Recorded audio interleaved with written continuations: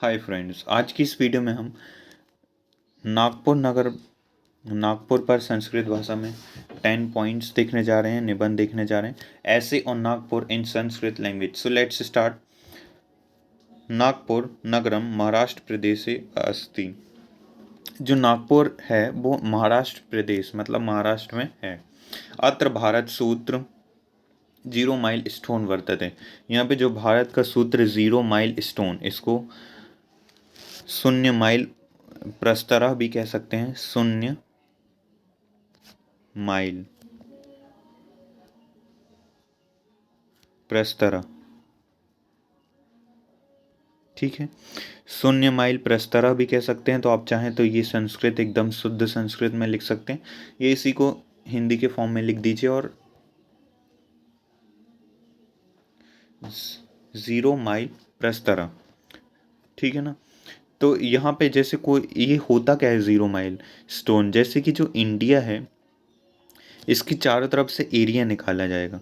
यदि कोई भी एरिया फाइंड करेगा कि भारत कितनी दूर है, यदि कोई यूरोप में बैठा है या सऊदी अरब में कहीं पे भी है, यहाँ पे बैठा होगा या यहाँ ताइवान में हो, तो भारत की दूरी कैसे पता करे? क्या वो मुंबई से देखे, क्या वो दिल्ली से देखे? तो 0 माइल स्टोन यानी कि ये जो है नागपुर, इसके चारों तरफ से भारत का जो डिस्टेंस होगा वो बराबर होगा, ठीक है ना।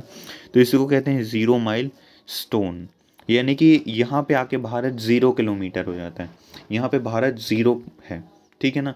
मतलब भारत से दूरी कई गांव में देखोगे कि लिखा होगा अल्मोड़ा 0 किलोमीटर, यानी कि वो गांव 0 किलोमीटर है। ऐसे ये इंडिया से ये जो गांव है ये 0 किलोमीटर में है। मतलब ये जो इंडिया है यहाँ पे आके 0 किलोमीटर हो जाती। तो किसी भी देश से इंडिया का डिस्टेंस नापने के लिए 0 माइल स्टोन का प्रयोग किया जाता है। कुछ देशों की कैपिटल भी 0 माइल स्टोन में ही रख दी जाती है। तो यहाँ पे जो 0 माइल स्टोन है वो ये भारत का 0 माइल स्टोन है। और इसको तो मैंने आपको बता ही दिया कि कैसे लिखना है। 0 माइल प्रस्तरा, ठीक है ना।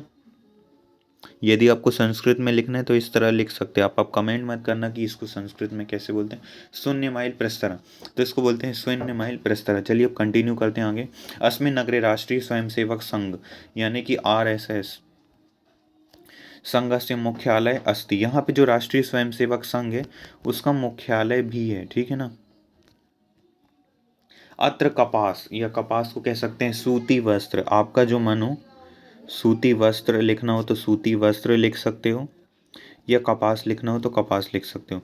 कपास एवं पर्यावरण अनुसंधान केंद्र मस्ती। यहाँ पे जो कपास है और पर्यावरण अनुसंधान केंद्र है, इस तरह। नेक्स्ट है महाराष्ट्र से पूर्वी क्षेत्र से नाम विदर्भ इति कथ्यते। यदि जो महाराष्ट्र का मैप देखें थोड़ा सा ऐसा है, ठीक है ना। ये है महाराष्ट्र, तो इसका जो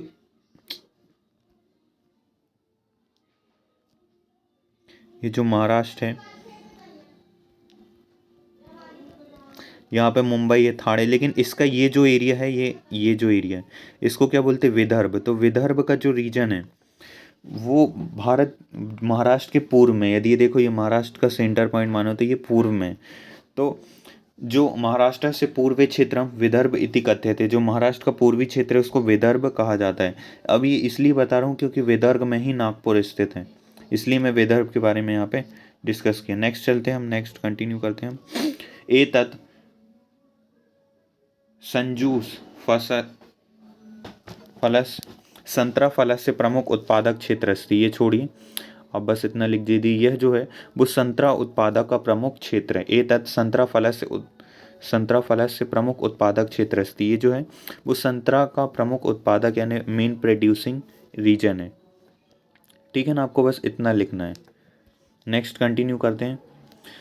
नागपुर नगरे स्वास्थ्य सुविधा उत्तम अस्ति। यहाँ पे देखें तो नागपुर में बहुत ही अच्छी स्वास्थ्य सुविधाएं हैं, हॉस्पिटल की बहुत अच्छी फैसिलिटीज़ हैं। इवन बहुत दूर दूर से यहाँ पे इलाज करवाने जाते हैं। नागपुर नगरम शोभनम अस्ति। ये जो नागपुर नगर है वो बहुत ही अच्छा नगर है। मम प्रिय नगरम नागपुर नगरम अपि अस्ति। मेरा प्रिय नगर नागपुर नगर भी है।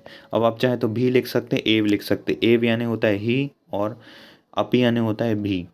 तो आपका जो मन वो लिख सकते हैं, और दोनों ही मत लिखो। मैं तो कह रहा हूँ दोनों ही मत लिखो। मम प्रिय नगरम नागपुर अस्ति इतना ही लिख दो, इजी और हो जाएगा आपके लिए।